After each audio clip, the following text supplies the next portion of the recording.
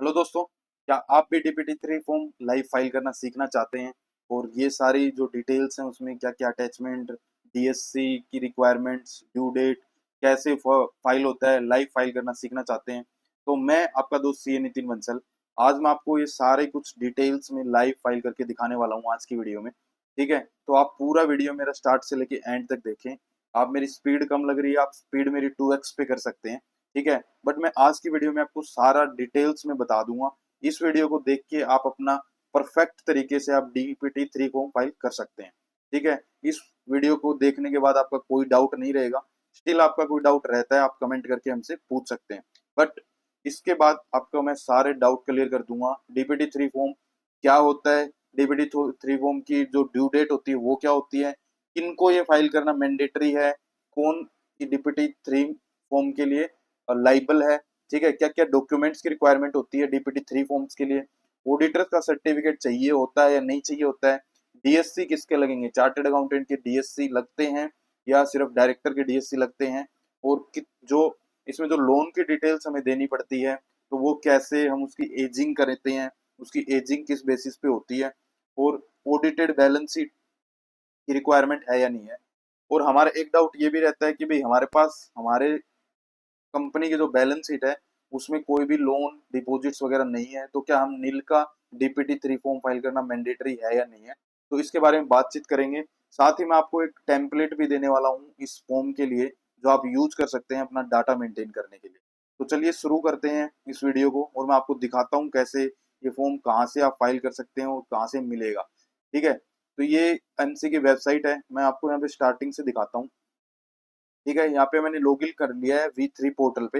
V3 portal पे आपको login करना है। ठीक है, आपके जो यूजर आईडी बना के आपने बना रखे होंगे उससे आप इसको लॉगिन करेंगे। लॉगिन करने के बाद आपको यहाँ पे MCA सर्विसेज में आना है। MCA सर्विसेज में आने के बाद में कंपनी ई फाइलिंग पे जाना है, और इसका जो कंपनी ई फाइलिंग में ये लास्ट ऑप्शन होता है foreign company deposits and Nidhi services. इसमें ये फर्स्ट ऑप्शन होता है form DPT3 return of deposit, इस पे आप क्लिक करेंगे। ठीक है, आपका यहाँ से फॉर्म ओपन हो जाएगा। ठीक है, ये आपका DPT3 फॉर्म होता है। ठीक है, रिटर्न ऑफ डिपॉजिट, और ये इसके रूल्स वगैरह दे रखे हैं। यहाँ आप लैंग्वेज चेंज कर सकते हैं, और ये इनके इंस्ट्रक्शन किट दे दी। तो आपको हमेशा सबसे पहले इंस्ट्रक्शन किट देखनी चाहिए इस फॉर्म की कि क्या चीज है ये। ठीक है, तो यहाँ पे आप स्टार्टिंग में अगर इस पे जाएंगे तो यहाँ से स्टार्ट होता है ये लॉ एंड रेगुलेशन।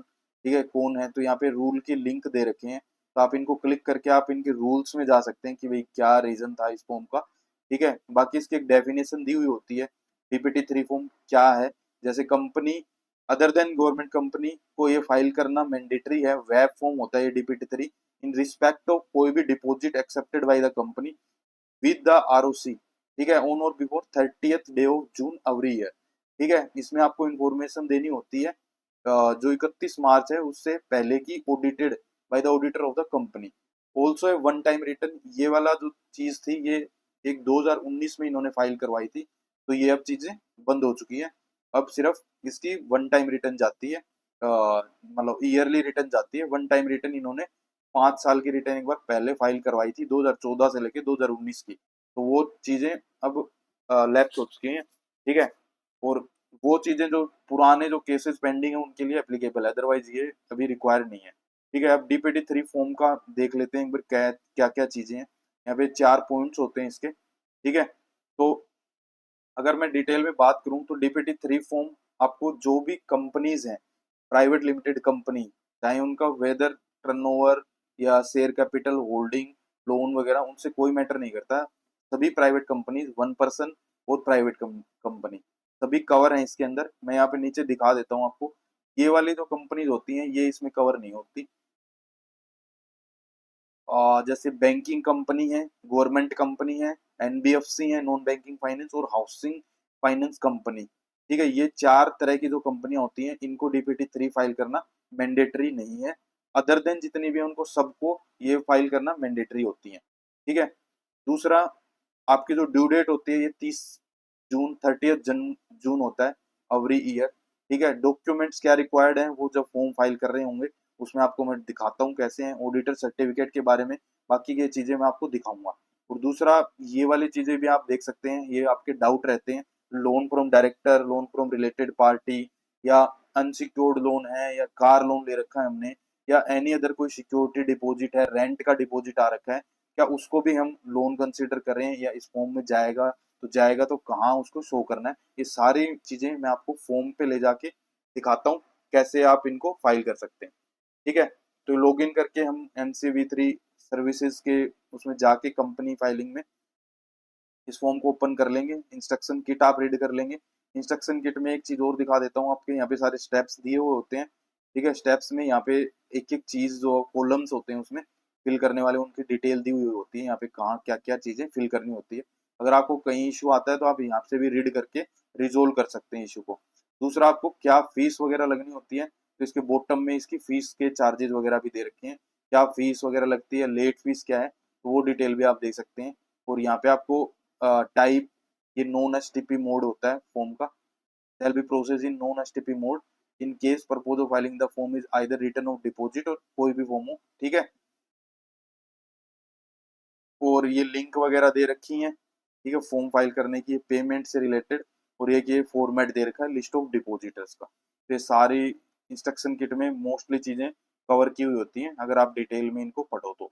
बाकी मैं आपको पूरा फॉर्म ओवरव्यू करवाता हूँ, क्या क्या डिटेल्स कहाँ कहाँ कैसे कैसे आपको फिल करनी है, और मैं आपको साथ के साथ फिल करता हुआ बता रहा हूँ। यहाँ पे आपको सबसे पहले हम ये कंपनी इंफॉर्मेशन वाले में सबसे फर्स्ट पॉइंट हमारा कॉर्पोरेट नंबर डालना है, मेरे सिन नंबर डालना है कंपनी का। सिन नंबर है तो ठीक है, अदरवाइज आप यहाँ से कुछ भी सर्च कर सकते हो, अपनी कंपनी का नाम है। ठीक है, फॉर एग्जाम्पल XYZ में मान लो कंपनी कोई भी है, मैं कोई भी कंपनी को एक बार एग्जाम्पल के लिए उठा रहा हूँ। ठीक है, मैं जस्ट फॉर एग्जाम्पल, ठीक है, जैसे ये कंपनी का नाम आ गया, उसका एड्रेस आ गया, ये ईमेल आईडी अपने आप आ गई। ठीक है, ये 2 पॉइंट अपने आप कवर हो गया, फर्स्ट और सेकंड। थर्ड पॉइंट में हमारा मेन पॉइंट होता है जहाँ से ये हमको एक पॉइंट सेलेक्ट करने होते हैं, बटन होते हैं, ये बटन सेलेक्ट करेंगे तो नीचे का फॉर्म चेंज होता रहता है उसी बेसिस पे, एप्लीकेबल और नॉट एप्लीकेबल। ठीक है, तो यहाँ पे सबसे पहला जो है हमारा यहाँ पे रिटर्न ऑफ डिपॉजिट। ठीक है, अगर आप इस फॉर्म को as a return of deposit कर रहे हैं तो first point, otherwise particular of transaction by a company not considered as deposit as per rule. तो ये कि रूल बना रखा है जिसमें अगर कोई भी कंपनीज होती हैं प्राइवेट लिमिटेड, अगर वो कंपनियां कोई भी डिपॉजिट लेती हैं तो उनको हम डिपॉजिट नहीं कंसीडर करेंगे, हम उसको लोन कंसीडर करते हैं। ठीक है, particular of transaction by a company not considered as deposit, this rule है, ये रूल दे रखा है। ठीक है, तो उस रूल में लिस्ट दे रखी है कि इन इन आइटम्स को या इन इन ट्रांजेक्शन्स को हम डिपॉजिट कंसीडर नहीं करेंगे, जैसे अनसिक्योर्ड लोन हो गया, सिक्योर्ड लोन हो गया, या गवर्नमेंट ग्रांट हो गया, या बैंक से कुछ लोन ले रखे हैं, तो उन सब की लिस्ट दे रखी है। वो मैं आगे इस फॉर्म में दिखाऊंगा, वो लिस्ट इस फॉर्म में भी होती है पूरी। ठीक है, फिर थर्ड पॉइंट है इसका, इनमें से अगर दोनों चीजें हैं तो आपको थर्ड ऑप्शन सेलेक्ट करना है। और एक ये ऑप्शन होता है वन टाइम रिटर्न का, जो अभी मैंने आपको दिखाया था, बट ये अभी वेव वो हो चुका है क्योंकि ये 2014 से 2019 तक की बात थी ये। ठीक है, बट स्टिल कोई कंपनीज का रहता है तो वो ये यूज कर सकती हैं। ठीक है, तो एक जो मैं आपको फॉर्मेट की बात कर रहा था, तो ये वाला जो फॉर्मेट है, ये वो फॉर्मेट भी आपको शेयर करूंगा, क्या चीज है कैसे है, इस फॉर्मेट के बारे में भी बताऊंगा, तो ये इजी रहेगा आपके लिए। तो अभी आप वीडियो को देखते रहें। ठीक है, मैं इस पॉइंट पे आता हूँ। तो सबसे पहले अपन ये वाली चीजें देखते हैं, return of deposit. Return of deposit जो पब्लिक कंपनियां होती हैं, जो बड़ी कंपनियां होती हैं, प्राइवेट कंपनियां, वो कस्टमर से डिपॉजिट लेती हैं तो उसके लिए रिटर्न ऑफ डिपॉजिट होती है। तो यहाँ पे आपको ये सेलेक्ट कर देना है, जो भी कंपनी आपकी पब्लिक प्राइवेट वो अपने आप यहाँ से सेलेक्ट कर लेगा।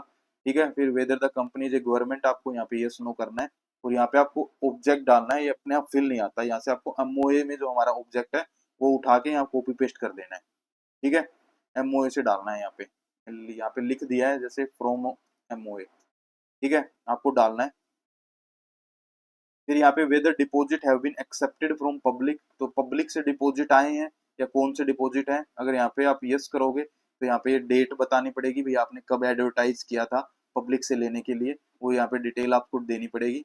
और नो करोगे तो ये डिटेल नहीं देनी आपको। पीरियड जो 7 है यहाँ पे 8 पॉइंट पे आपको पीरियड डालना है, कौन से पीरियड के आप ये रिटर्न फाइल कर रहे हो। जैसे आप 31/3/2025 जो हमारा फाइनेंशियल ईयर क्लोज हुआ है उसकी हम फाइल कर रहे हैं, तो यहाँ पे यह सेलेक्ट कर देंगे।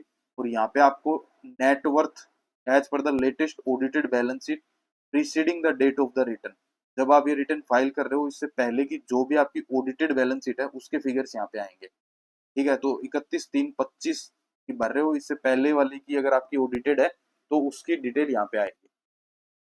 Latest audited balance sheet preceding the date of the return. ठीक है, तो यहाँ पे आपको ये सारी बैलेंस शीट के आइटम्स हैं, ये सारे आपको फिल करने होते हैं एज डिपॉजिट के केस में। देन यहाँ पे total number of deposit as on first, then year end पे कितने होते हैं उनके अमाउंट बताना होता है यहाँ पे ड्यूरिंग द ईयर और एंड स्टार्टिंग वगैरह में, ये अपने आप कैलकुलेट कर लेते हैं वहाँ पे।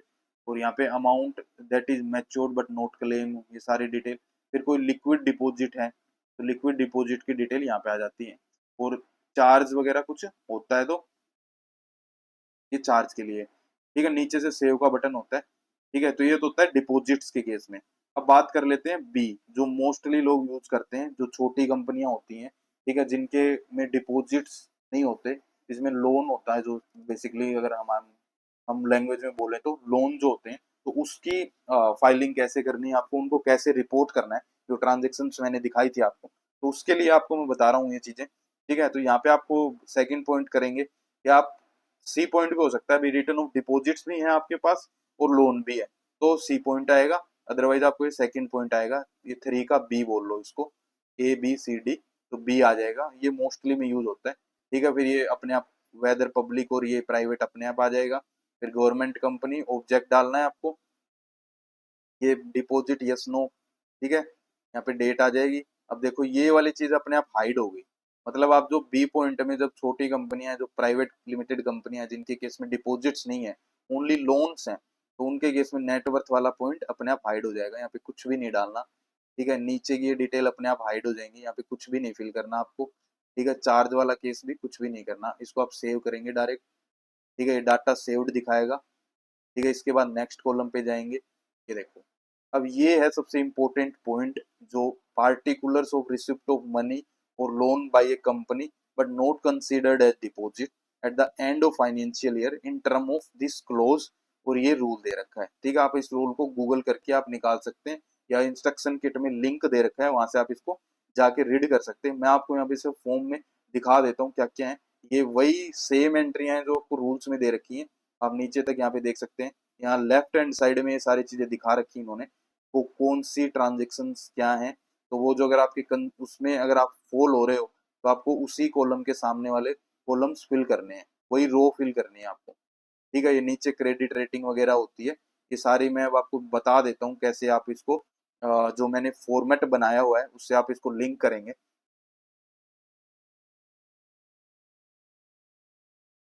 तो यहाँ पे मैं पॉइंट वाइज आपको बता देता हूँ कौन सी चीजें आपको कहाँ डालनी है। ये जो कॉलम्स हैं, ओपनिंग बैलेंस, एडिशनल लोन, जो रीपेड हुआ है लोन वो कितना हुआ है वो डालना है हमें, और कोई एनी अदर एडजस्टमेंट है, एनी अदर एडजस्टमेंट, लाइक आपने कोई भी इंटरेस्ट जो सर्व किया है, या आपने कोई उनको पे किया है, पे करने में कोई इंटरेस्ट है, तो इंटरेस्ट की एंट्रीज वो आएंगी इस फोर्थ कॉलम में।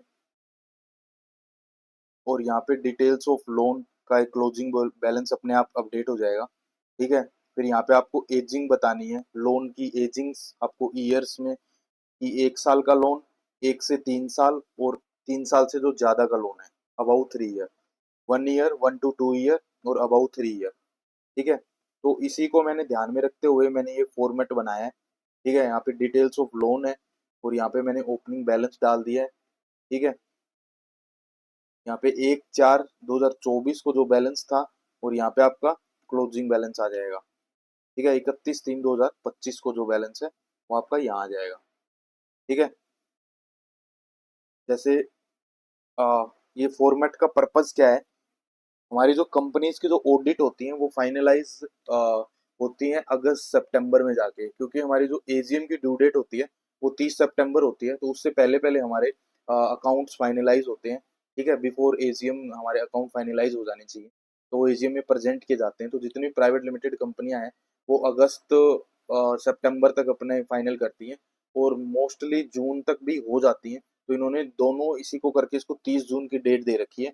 तो जिन कंपनीज की फाइनेंशियल्स ऑडिटेड हो चुके हैं, तो वो आप वो वाले यूज कर सकते हो, क्योंकि ऑडिटेड बैलेंस जो होते हैं वही DPT 3 में डालने हैं, दोनों बैलेंस में डिफरेंस नहीं आना चाहिए। अगर आपकी ऑडिटेड नहीं हुई है तो आप पहले उनको कंफर्म करवा लो मैनेजमेंट से। तो उस मैनेजमेंट से कंफर्म करवाने के लिए ये फॉर्मेट बनाया है मैंने। एज ए रिकॉर्ड आप कैसे मेंटेन कर सकते हो, आपको जस्ट ये फॉर्म आपको अपने क्लाइंट्स को बना के देना है। ठीक है, आप ये क्लाइंट को बना के देंगे ये फॉर्मेट, वो इस फॉर्मेट में आपको ये डिटेल्स फिल करके देंगे। आप उनसे यहाँ पे साइन करवा सकते हैं, इसका प्रिंट आउट करके रख सकते हैं। ठीक है, ताकि जब बैलेंस शीट फाइनल हो उसमें आप इसको कंसीडर करें और इसको फाइनल माने। वहाँ पे जो भी कंपनीज में जो भी अकाउंट टीम होती है, अकाउंट डिपार्टमेंट है, मैनेजमेंट जो भी है, वो जो भी यहाँ पे अपने फिगर्स डाल के देते हैं उनसे वहाँ पे फाइनल करवा लो। एज ए हम सीए एज ए काम कर रहे हैं हम, या एज ए हम कंसल्टेंट हैं जो भी है, तो हमारे ऊपर कोई इश्यू ना रहे, तो हम ये बैंक पहले ही मैनेजमेंट से ये फाइनल करवा के बैलेंस यहाँ पे रख लेते हैं। ठीक है, तो ये एज ए फॉर्मेट आप यूज कर सकते हैं। तो यहाँ पे मैंने सारी डिटेल्स डाल दूंगा, पार्टिकुलर्स कौन कौन से हैं। यहाँ पे आप वही सेम सीरियल नंबर भी यूज कर सकते हैं यहाँ पे। ठीक है, 1 2 3, यहाँ पे सेम आप ऐसे सीरियल नंबर यूज कर सकते हैं कि कौन से सीरियल कॉलम का है, और उसकी यहाँ पे आप हेडिंग डाल सकते हैं कॉपी पेस्ट करके। ठीक है, यहाँ से। और यहाँ पे आप टैब का रेफरेंस का क्या मतलब है, यहाँ पे टैब का रेफरेंस मान लो उससे रिलेटेड कोई भी आपको लेजर बैलेंस लगा सकते हो आप यहाँ से टैली से, या आप उसका कोई भी सपोर्टिंग डॉक्यूमेंट है वो लगा सकते हो। जैसे लोन फ्रॉम बैंक्स है तो उनकी कोई स्टेटमेंट वगैरह आ रखी है तो वो आप यहाँ पे ले सकते हो क्लाइंट से। ठीक है, और या फिर आपका कोई एडवांस फ्रॉम कस्टमर है या कोई कार लोन चल रहा है तो उनकी स्टेटमेंट्स वगैरह आप यहाँ पे टैब का रेफरेंस देके आप यहाँ पे टैब्स बना सकते हो, और उन टैब्स पे आपको रिस्पेक्टिव सपोर्ट्स आप वहाँ पे अपलोड कर सकते हो, लगा सकते हो, एक्सप्लेन कर सकते हो।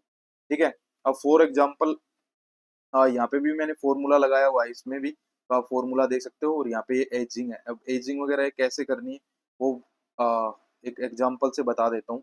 मान लो हमारा यहाँ पे हमारा लोन है ये 1 लाख रुपए का स्टार्टिंग में। ठीक है, ओपनिंग बैलेंस था जो 31/3/24 को था, वही हमारा ओपनिंग हो गया।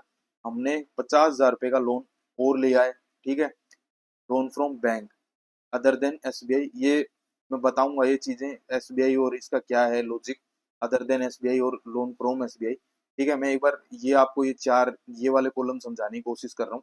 ठीक है, तो ये क्लियर हो जाते हैं तो फिर मैं आपको लेफ्ट साइड में जो भी ट्रांजेक्शन कवर होंगी वो मैं बता देता हूँ आपको फटाफट। ठीक है, तो 50,000 का हमने एडिशन किया, और मान लो हमने उसमें रिपेड किया 10,000 रुपये का। ठीक है, तो यहाँ पे रिपेड हुआ है तो इसकी एंट्रीज आपको मिल जाएंगी।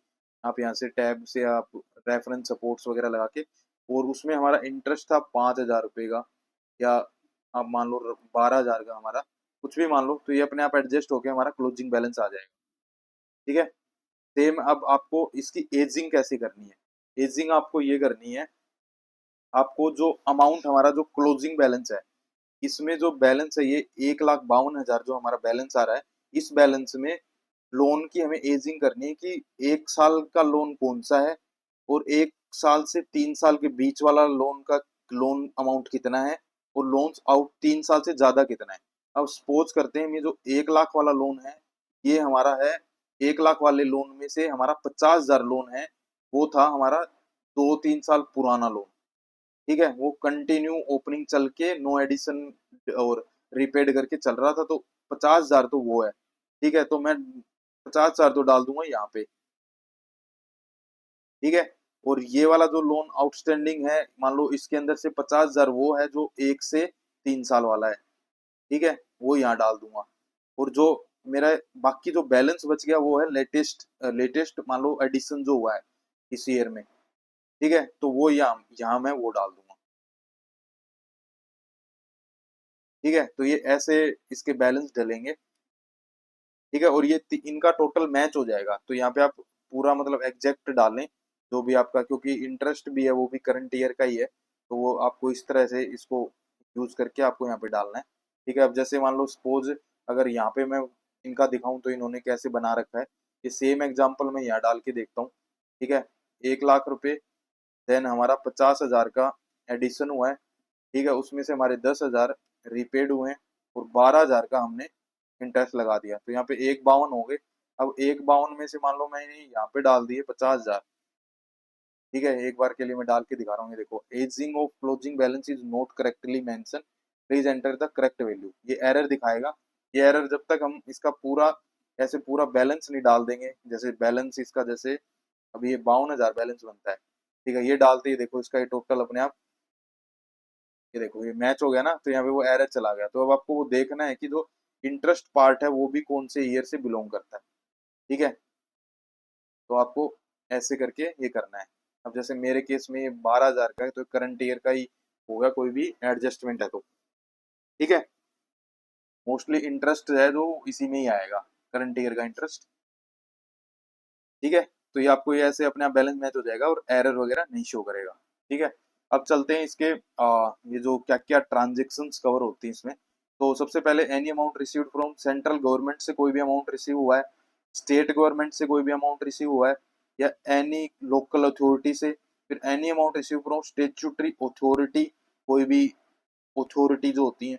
फिर फॉरेन गवर्नमेंट से कुछ आया है। फिर फॉरेन इंटरनेशनल बैंक है, मल्टीनेशनल इंस्टीट्यूशन, ये फॉरेन से रिलेटेड है इस कॉलम में। Any amount received from foreign companies, ठीक है, ये फॉरेन वाला है। ये आउटसाइड पर्सन रेजिडेंस, तो उनके बारे में है। ठीक है, फिर आते हैं एनी अमाउंट रिसीव्ड लोन और facility from any banking company. ठीक है, अगर कोई बैंकिंग कंपनीज है उनसे आपने लोन ले रखा है, वो यहाँ डलेगा।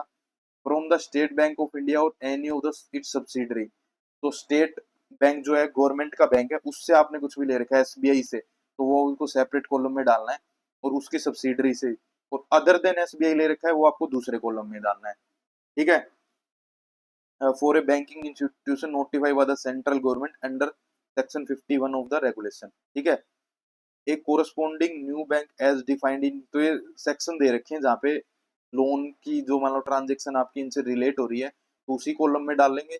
और स्पेशली एसबीआई की यहाँ आएगी, और अदर देन एसबीआई वाली फर्स्ट कॉलम में आएगी। वो loan facility from any banking company, जैसे एचडीएफसी है, आईसीआईसीआई है, ये प्राइवेट कंपनीज है। ठीक है, वो ऊपर जाएंगी, स्टेट बैंक यहाँ आएंगी, और कोई अलग और इंस्टीट्यूट है जो सेंट्रल गवर्नमेंट ने नोटिफाई कर रखे हैं, ठीक है, वो यहाँ आएंगे। ठीक है, तो आप इनको देख सकते हैं, चेक कर सकते हैं। जैसे from a cooperative bank as defined in, तो डिफाइन कर रखे हैं इन क्लोज में, तो इनको आप कॉपी पेस्ट करके गूगल में डाल के देख सकते हैं। अगर आपका कवर हो रहा है तो वो उसी कॉलम में आप अपना डाल सकते हैं।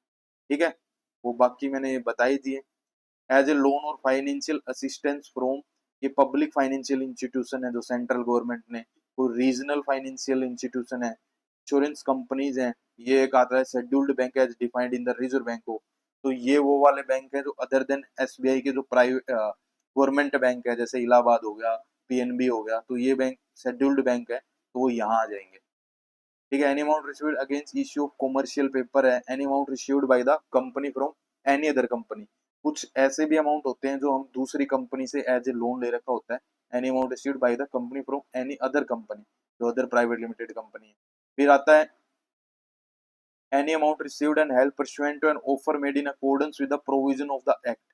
तो ये वो वाली चीज है जो मैं आपको बता रहा था कि अगर आपने कोई भी सिक्योरिटी डिपॉजिट ले रखा है, या फिर कोई भी एडवांस में जो पैसा रखा है, एडवांस फ्रॉम कस्टमर अगेंस्ट, भाई हमें उनको सर्विसेज देनी है।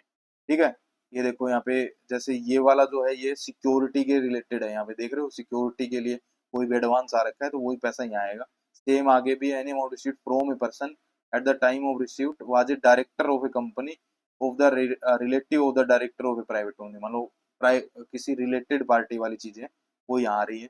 फिर any amount raise by issue of bond, ठीक है, बॉन्ड डिवेंचर आ गया, by the issue of non convertible debenture. Any amount received from an employee of the company not exceeding his annual salary under a contract. ठीक है, तो वो वाली चीज, मतलब कोई भी पैसा आपने एज ए लोन ले रखा है, वो यहाँ आएंगे सारी चीजें। मतलब आपकी लाइबिलिटी है वो पे करने की, आपकी बैलेंस शीट में लाइबिलिटी साइड जो अमाउंट आ रहा है वो सिर्फ यहाँ कंसीडर होंगे इस फॉर्म में। Any non interest bearing amount received and held interest, ये जो any non interest bearing amount, मतलब आपने पैसा ले रखा है बस उस पर कोई इंटरेस्ट सर्व नहीं करते हैं, तो वो वाला पैसा भी यहाँ आएगा जो आपने एज ए हेल्ड इंटरेस्ट है।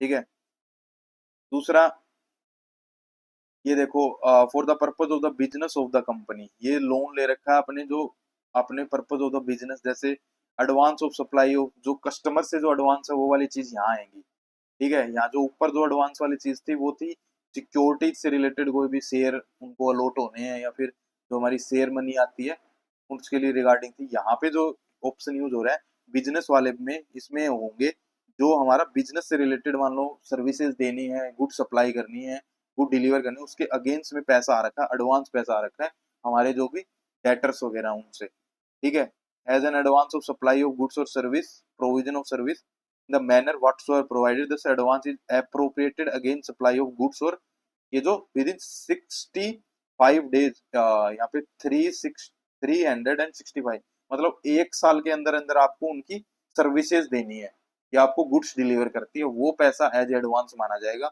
इसके अलावा वाले एज ए डिपॉजिट माने जाएंगे, मतलब 1 साल से अबव वाला डिपॉजिट माना जाएगा, बिलो 1 साल से नीचे वाले एडवांस माना लोन माना जाएगा, एडवांस और लोन माना जाएगा, वो यहाँ रिपोर्ट होगा। ठीक है। For any manner whatsoever received connected with consideration of immovable property, कोई प्रॉपर्टी देनी है हमें, सेल करनी है, उसका एडवांस में पैसा आ रखा है, वो भी 1 साल वाली चीज वाला। एज सिक्योरिटी डिपॉजिट वो perform on the counter of supply of goods और प्रोविजन ऑफ सप्लाई, ये सेम चीज है। कोई भी सिक्योरिटी डिपॉजिट है for performance of the contract और सप्लाई ऑफ गुड्स और प्रोविजन ऑफ सर्विस। ठीक है। As an advance for supply of goods और provision of service accounted for in any manner whatsoever provided that such advance is appropriate against supply of goods or provision of service within a period of 365 days from the date of acceptance of such advance। First point में भी यही है, और यहाँ पे कोई as a security deposit आ रखा है, यहाँ पे कोई भी अमाउंट है और यहाँ पे एज ए सिक्योरिटी डिपॉजिट है, तो ये डिफरेंस है इसमें। For performance of the contract of supply. ठीक है। As advance issued under long term project the supply of capital goods. ठीक है, कोई लॉन्ग टर्म कैपिटल गुड्स के अगेंस्ट में आ रखा है, तो ये होते हैं कंपनीज में केस। कैपेक्स होता है कंपनीज में, जो आगे 5-5 10-10 साल तक चलती रहती हैं चीजें, कोई साइट बनानी है या कोई इस टाइप से, तो उनका एडवांस पैसा चलता रहता है। जैसे future services in form warranty maintenance वाली चीजें आ गई ना यहाँ पे, एनी सेक्टरल रेगुलेटर इन। ठीक है। जैसे पब्लिकेशन वाले आ गया, एडवांस सब्सक्रिप्शन आता है ना कंपनीज में प्रिंट करने के लिए या उसके अगेंस्ट में, जैसे amount brought in the promoter by way of unsecured loan in pursuance of the stipulation of any lending financial institution. ठीक है। फिर ये आ गया निधि कंपनी वाली चीजें, सब्सक्रिप्शन चिट फंड में, यानी by company under any collective investment scheme है। 25 लाख रुपये, ये वो है स्टार्टअप वाली चीज, एनी अमाउंट ऑफ 25 लाख रुपये और मोर रिसीव्ड बाय स्टार्टअप कंपनी। ठीक है, ये आ गया यहाँ पे। तो ये सारे पॉइंट्स कवर कर रखे हैं इन्होंने।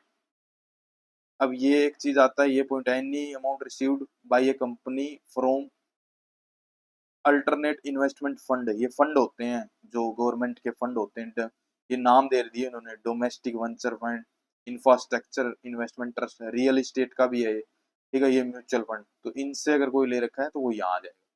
ठीक है, तो बेसिकली यहाँ पे सारी चीजें कवर हैं। आपको any other loan, unsecured loan, car loan वाली भी चीजें हैं इसमें। Any amount received by company other than company, मान लो any amount received by the company from any other company, मान लो कोई भी बैंक अकाउंट से, एनी अदर बैंक अकाउंट से कोई भी लोन ले रखा है, तो वो यहाँ पे आ जाएगा एनी अदर अमाउंट वाले में। बाकी यहाँ पे सारी डिटेल्स दे रखी हैं, any amount received from company से रिलेटेड कोई भी है, तो आप इनमें सब में चेक कर सकते हैं। ठीक है, तो ये अलग अलग तरीके से बता रखा है। जैसे यहाँ पे ये any non interest bearing amount, तो कोई भी अमाउंट जिसमें इंटरेस्ट नहीं लग रहा है, जो एज ए रिलेटेड पार्टी वाले होते हैं, जो एज ए लोन है, ठीक है, तो वो यहाँ कवर हो जाते हैं। ठीक है, तो ये अलग अलग बता रखे हैं, जैसे loan facility from banking companies हैं। ठीक है, सारे बैंकिंग वाले आ जाएंगे, फिर ये अदर अदर, तो ये सभी अलग अलग तरीके से बता रखे हैं, आप इनको देख सकते हैं। तो ये सारे कवर हो रहे हैं इनमें में। लोन फ्रॉम डायरेक्टर्स हैं, लोन फ्रॉम रिलेटेड पार्टीज हैं, loan from other companies, HUF, LLP। ठीक है, अनसिक्योर्ड लोन का भी मैंने बता दिया है, तो इसी तरीके से आपको ये सारे मिल जाएंगे इसी में ही। ठीक है, अगर फिर भी आपको कुछ समझ नहीं आता तो आप कमेंट करके हमसे पूछ सकते हैं। ठीक है, अब नीचे चलते हैं, तो ये आता है क्रेडिट रेटिंग के बारे में। तो ये क्रेडिट रेटिंग भी डिपॉजिट्स के केस में एप्लीकेबल होता है, सेम जैसे DPT 1 फॉर्म है, ये भी जब हम इसका डिपॉजिट्स वाला यूज करते हैं उसके लिए ये वाला DPT 1 फाइल करना होता है। ठीक है, तो ये भी नोट एप्लीकेबल रहेगा यहाँ पे।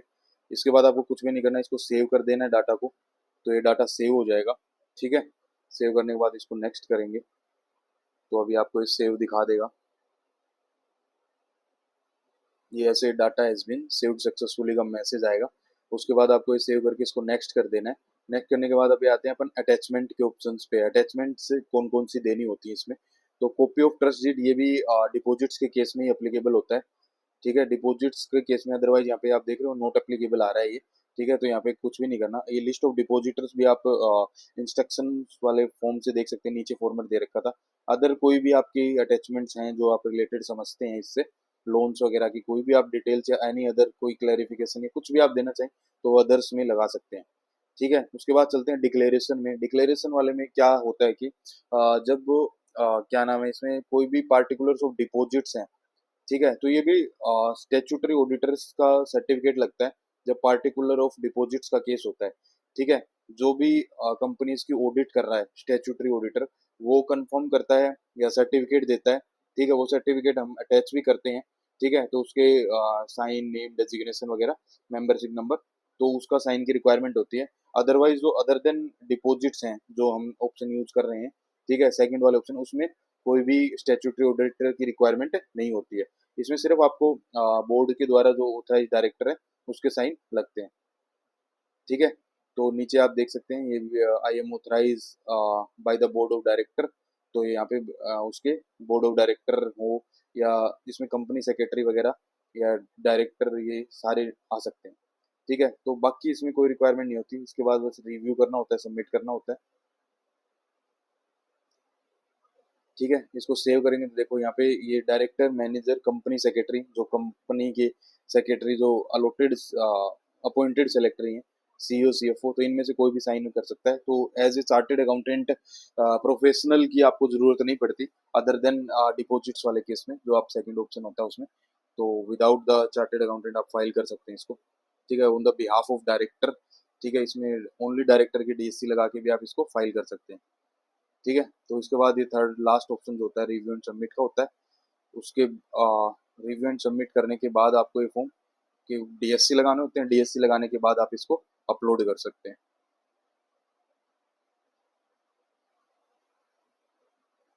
ठीक है, तो इसमें आपको मैं दिखा देता हूँ कैसे आप इसको सबमिट करके कैसे आपको अपलोड करना है। ये वो चीज़ें भी मैं आपको कोई दूसरा फॉर्म दिखा देता हूँ। अभी तो ये वाला फॉर्म मैंने आपको डेमो दिखा रहा था। तो आपको ऐसे माई एप्लीकेशन में जाना है, तो यहाँ पे पेंडिंग फॉर एक्शन में जाएंगे। पेंडिंग फॉर एक्शन में जाने के बाद में यहाँ पे आपको एक फॉर्म दिखा देगा, या फॉर्म जैसे मैंने ये एक बार एग्जांपल के लिए ले रहा हूँ। तो यहाँ पे ये चार ऑप्शन मिलते हैं, तो इन चार ऑप्शन में से आपको ये अपलोड पीडीएफ पे क्लिक करना है। ठीक है, जब आप फॉर्म पूरा सबमिट कर देंगे, सबमिट के बाद आपको माई एप्लीकेशन में जाके यहाँ पे आपको इस पे क्लिक करना होता है पेंडिंग फॉर एक्शन वाले टैब में। तो पेंडिंग फॉर एक्शन वाले में आपको यहाँ पे ऑप्शन मिल जाएगा ये अपलोड पीडीएफ का। तो इस पे आपको क्लिक करेंगे तो ये उस पे आपको अपलोड करने का ऑप्शन मिल जाएगा। जैसे मैं एग्जांपल के लिए ले रहा हूँ यहाँ पे, तो सेम ऐसे होता है। यहाँ पे आपको चूज फाइल करना है, और जो फॉर्म आपने डीएससी लगा चुके हो, डीएससी लगाने के बाद वाले को आपको यहाँ पे अपलोड करना है। ठीक है, अपलोड करने के बाद यहाँ पे सक्सेसफुली का मैसेज लिखा हुआ आता है। उसके बाद आपका ये प्रोसीड टू पेमेंट वाली टैब ओपन हो जाती है। ठीक है, तो ऐसे आप इजिली इसके पेमेंट कर पाएंगे। ठीक है, इसमें और कुछ ज़्यादा होता नहीं है, बस इतना ही होता है। तो आप यहाँ से आप इसको पेमेंट कर सकते हैं। ठीक है, तो ये सारी चीज़ें मैंने कवर कर दी हैं। ठीक है, तो इसमें आपको ड्यू डेट वगैरह बता दी मैंने, डॉक्यूमेंट सारे डीएससी की रिक्वायरमेंट बता दी है, एजिंग वगैरह समझा दी है। तो नील डीपीटी का भी बता देता हूँ। तो गवर्नमेंट की तरफ से या कोई भी कहीं भी ऐसा मेंशन नहीं है कि आपको नील फॉर्म भरना मैंडेटरी है या नहीं है। बट आप एज ए सेफ साइड आपको नील भी फॉर्म फाइल करना चाहिए, क्योंकि इसमें कुछ कंप्लाइंस वगैरह का कहीं बाद में इशू ना आए। ठीक है, तो कई बार क्या होता है कि जब हम इसके एनुअल कंप्लाइंस करते हैं तो वहाँ पे डीपीटी थ्री फॉर्म के बारे में अगर आपने नील फाइल भी कर रखा है तो उसका डिटेल्स मांग लेते हैं, एसआरएन वगैरह। तो उसके लिए आप डीपीटी थ्री नील भी फाइल कर सकते हैं। तो इससे चॉइस होती है। बाकी ये वाला फॉर्मेट मैंने आपको बता दिया है कि ये वाला फॉर्मेट आप यूज कर सकते हैं। तो इस फॉर्मेट के लिए आपको कुछ भी नहीं करना, आप जस्ट चैनल को सब्सक्राइब करें और ईमेल ईमेल करें। हमने डिस्क्रिप्शन में ईमेल दे रखी है, तो उस पर ईमेल करके आप रिक्वेस्ट कर सकते हैं अगर आपको ये रिक्वायरमेंट है। अदरवाइज आप इसको खुद भी बना सकते हैं, सिंपल है, कुछ ज़्यादा है नहीं, जस्ट कॉपी पेस्ट कर रखा है। तो आप इस फॉर्मेट को भी यूज कर सकते हैं। ठीक है, तो बाकी अगर आपके कोई भी डाउट हैं वीडियो से रिलेटेड या कुछ भी, तो आप हमें मेल के थ्रू रीच आउट कर सकते हैं या कमेंट करके पूछ सकते हैं। बस चैनल को सब्सक्राइब करें और कमेंट आपका हाईलाइट होगा हमें, और हम आपको इंस्टेंट रिप्लाई करेंगे। ठीक है, और इसमें अगर आपको कुछ भी डाउट हो तो आप पूछ सकते हैं।